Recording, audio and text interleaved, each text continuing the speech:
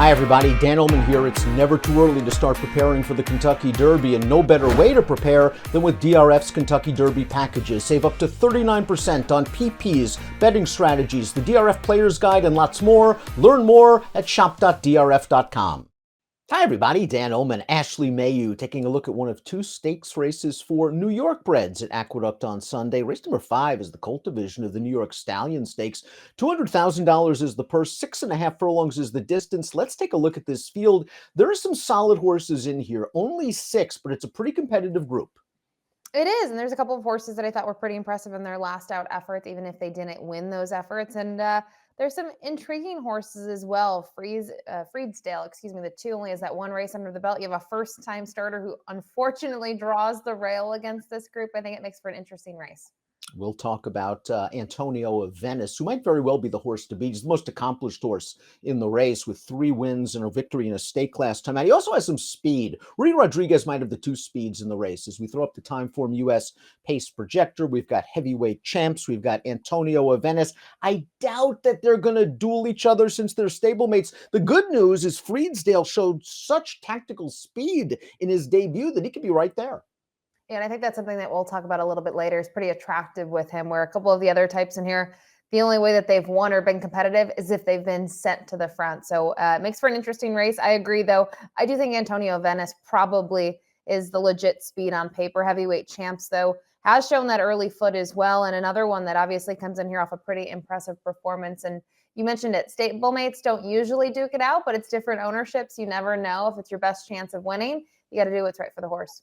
Grand Opening is the number 1. This horse is a first-time starter based in Laurel for Robbie Bales. It's a pretty tough spot for a first-time starter, especially breaking from the inside post. A $14,000 weanling, only bought back for $5,000 as a yearling, but is a half-brother to Mailloux, who is a stakes place sprinter. This horse is likely going to have to show a lot to beat this field. Would need a lot. I agree. And it's just an interesting spot to put a first-time starter in general. And I think the weird thing is, and it's not a bad thing, they got some really hefty works on this horse in terms of distance. A 6 furlong drill and kind of sandwiched in between 2 5 furlong drills. I don't see that too often with first-time starters, 6 furlongs, really testing them in the morning. So we'll see what this one's able to do. I found it tough, though, to really find much in this horse that found this horse attractive in this field. Fredale, the number 2, certainly did not look like a 10-to-1 shot when graduating on debut for trainer Linda Rice. Let's watch that race right now. This horse got right up close to the pace, turns into the stretch in between horses, and just continues to find more with a very respectable 77 Beyer speed figure. Looks like this guy's got some ability. I agree, and I think this is going to maybe kind of tell where I feel about this horse, or how I feel in general, where I'll use him in my tickets. I like that he passed horses. He didn't need the lead from the gate. And I'm a little concerned with a couple of runners in here. What happens if they kind of duel early? Can they pass horses? They haven't showed that to this point in their career. And for some of them, it's not like they only have 1 or 2 races under their belt. They have 5 or 6 and a little bit more. And they haven't been able to do much from off the pace. Heavyweight champs might be one of those need the lead types. He is the number 3. He popped and stopped in his first 2 starts. Maybe he figured it out last time, going 6.5. Let's watch heavyweight champs. He pretty much spread eagles this field. It wasn't the strongest group in the world, but you have to like how he did it. He wins by open lengths with an 82 Beyer. The key for him might be, can he get the lead and a little bit of a breather as he steps up in class?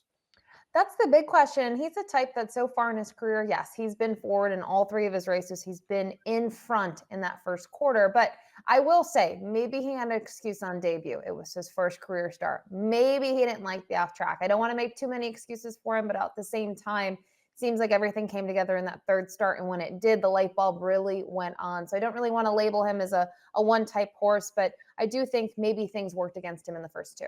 Antonio of Venice has a versatile running style. He has won from off of the pace, and he also won on the lead in this race.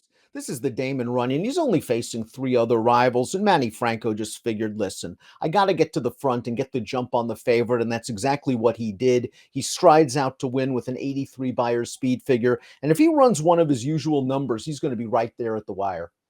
He could be really tough. He has a bunch of experience under his belt. You mentioned he does have a bit of versatility. I have some concerns in the fact that, we've seen him go to the front, and then if you go to that effort, I think 3 or 4 starts back, he faded a little bit and got caught in the end. But it was his sort of final race as a 2-year-old. Then they put him on the shelf. And since he's come back, he's taken a step forward with each of his starts, and that performance that we showed. Obviously, there was something to like about it. His numbers are some of the best in this field.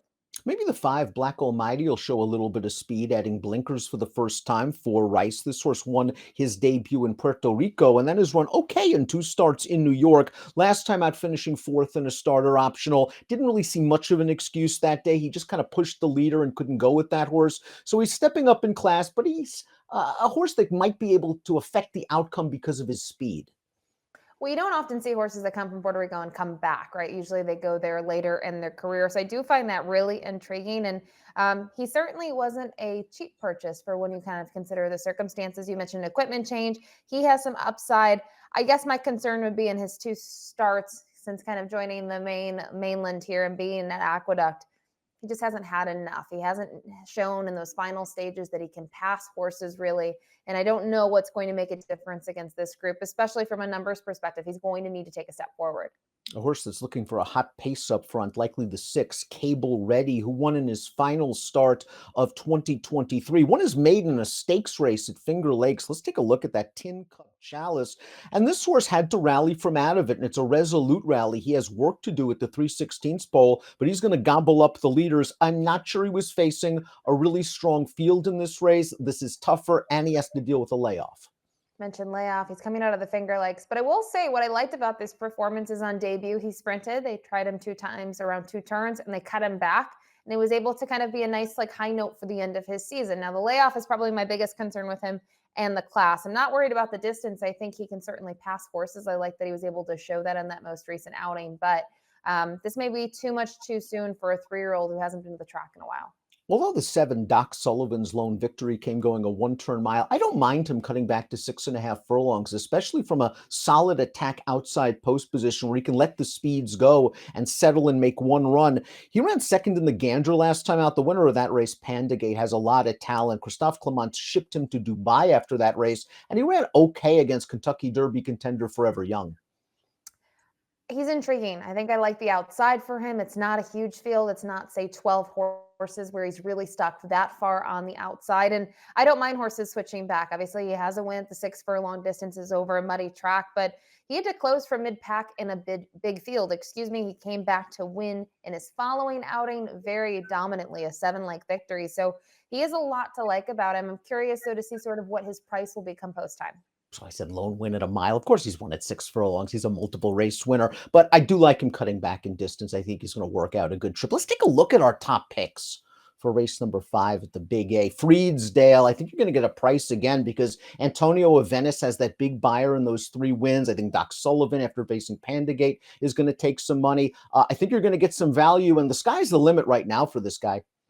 Yeah, he's an unknown, right? Obviously, he was nice on debut, but he's going to need to take a step forward. And I think the most attractive thing, I mentioned it earlier, is that he can sit off of it. He can kind of make that move. But if you want to knock him or kind of be a little intrigued, look at the date of his last race, April 4th. Very quick turnaround for him to return to the races. But to me, that's a good sign. They must really like this horse. I agree. I think it's a very confident move to throw him right into a stakes race. He must have bounced out of that debut in good order. Heavyweight Champs has to prove that last race wasn't a fluke because it is the outlier in his 3-race career, but he is so lightly raced. I'm willing to give him the benefit of the doubt. I'm hoping he can at least get somewhat of a breather on the backstretch because it looks like he is a one-way speed. 3-4-7-2 for me, 2-3-4-7 for Ashley. One of 2 stakes races at the Big A on Sunday. Race number 5 kicks off a 50-cent Big 5. Good luck.